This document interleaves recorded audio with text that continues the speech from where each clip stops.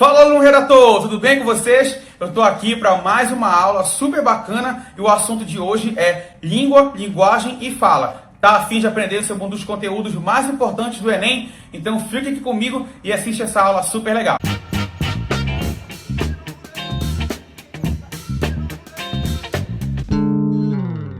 Galerinha, hoje a prova do Enem não vem mais com aquelas questões gramaticais diretas, por exemplo, o que é objeto direto, o que é sujeito, o que é predicado. Não é que esses assuntos não sejam importantes. Claro que sim, até porque a gente precisa entender um pouco o sentido do texto, né? A estrutura do texto. Mas hoje o Enem ele é voltado mais à questão da linguagem, né? Como a linguagem e como o conhecimento dela te faz interpretar um texto muito bem e te faça também entender um pouco sobre as situações da língua. Tudo bem?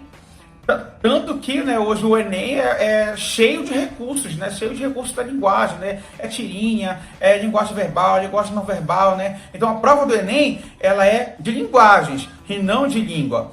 Então o conceito de linguagem é isso, é a capacidade humana que o ser humano tem de utilizar o sistema comunicativo. Veja bem, a capacidade humana. Capacidade humana. Ah, professor, mas o papagaio, ele fala. Não, o papagaio, ele não fala. Ele é um mero repetidor. Se você falar pateta, ele vai falar pateta. Se você falar babaca, ele vai falar babaca. Ele não tem aquela capacidade de articular, né, o processo comunicativo, né? Ele não vai chegar e falar, nossa, aquele menino tem cara de pateta. Eu vou chamar ele de pateta. Não, ele não vai ter essa articulação. Alguns exemplos de linguagem, como a dança, a pintura, não é?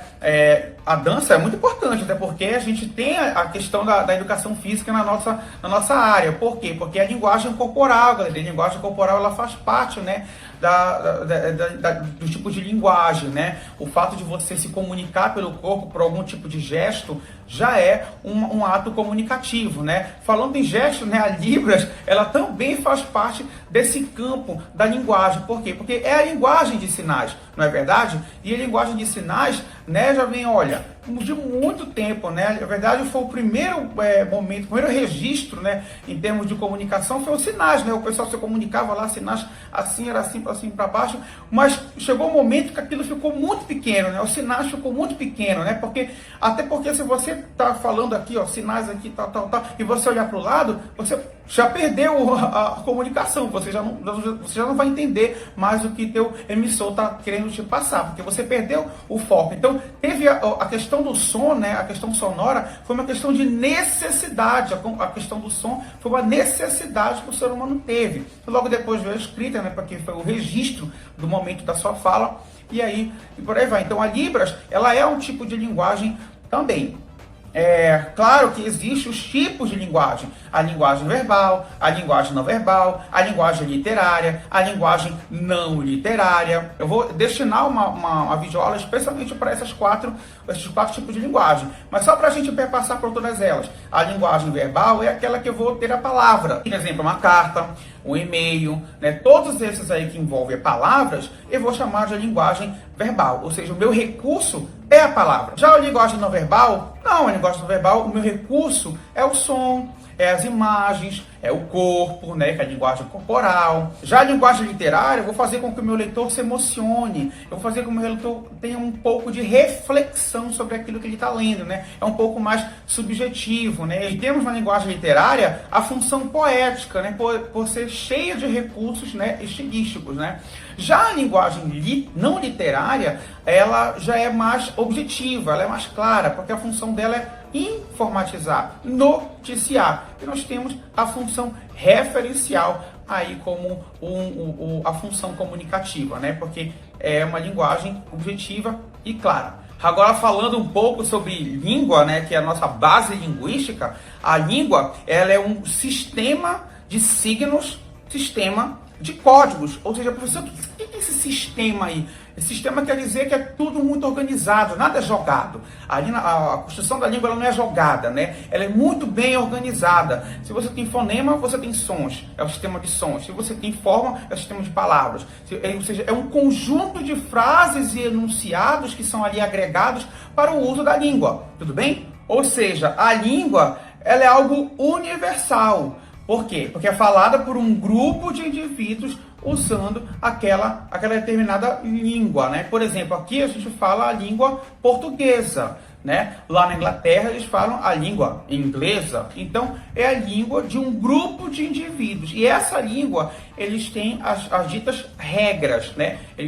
Cada língua tem as suas regras, tá? Para que seu falante possa registrar. Falando em registro, galerinha, é muito importante, né, falar em questão de Enem, falar um pouco sobre a historicidade, né, a questão dos estágios da língua, a língua viva, a língua morta e a língua extinta. O que é isso, professor? A língua viva é quando eu tenho falantes e registros. Por que isso, professor? Porque eu preciso que a língua esteja em uso, né? Porque se ela está viva, ela pode sofrer alterações, ela pode mudar, tá? E nessa mudança é que vem a questão do registro, né? Porque cada mudança, né, é muito bem registrado, o falante pode modificar determinadas situações.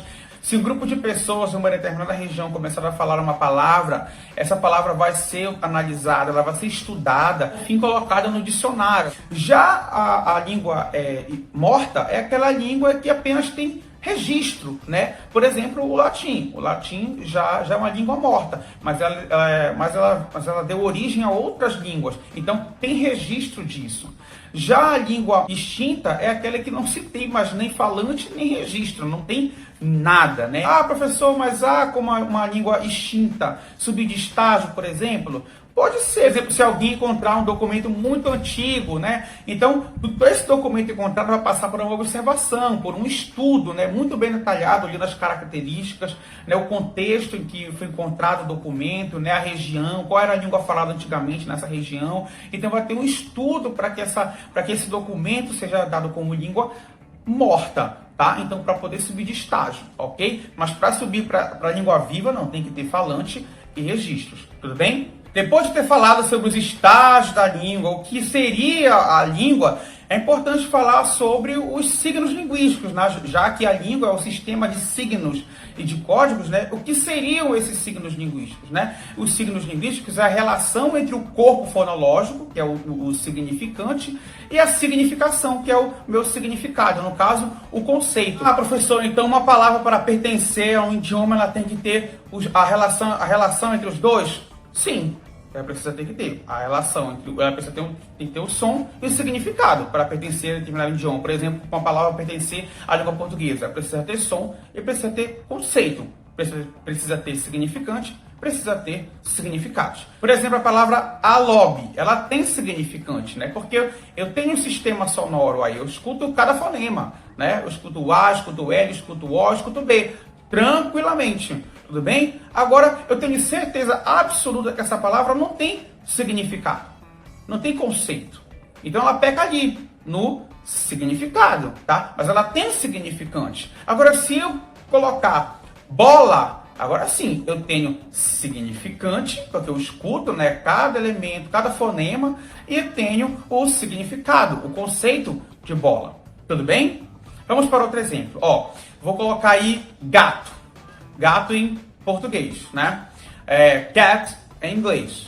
Gato em italiano. E chat em francês. Então, esses são os meus significantes. Só que todos esses significantes aí, eles vão remeter a um único significado, tá? É aquele bichinho, peludinho, tal. Então, deu para entender? Então, todo idioma tem o seu significante, tem o seu sistema de sons. Então, mas todos eles irão remeter a um único significado, a um único conceito. Tudo bem? Agora, falando um pouco de fala, né? A fala, né, é algo mais espontâneo, concreto e individual do sistema linguístico, né? O interessante é que a fala muda a língua, né? Ela altera. E o Enem vem cheio de questões com recurso da fala, com o uso da fala. Ou seja, a fala, ela vai alterar a língua, obviamente, para que a língua mude, né? Para que a língua se transforme, para que a língua seja viva.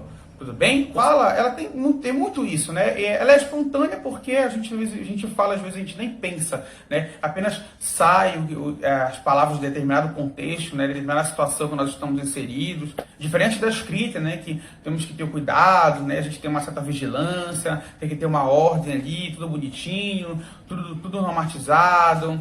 É concreto porque a gente realiza, né, os sons. E é individual porque cada um tem a sua fala, né? E aí, gostaram? Então se inscreve no canal, dê um like aqui no vídeo, compartilha e continue assistindo as aulas do Intensivo Redator. Um forte abraço e até a nossa próxima aula.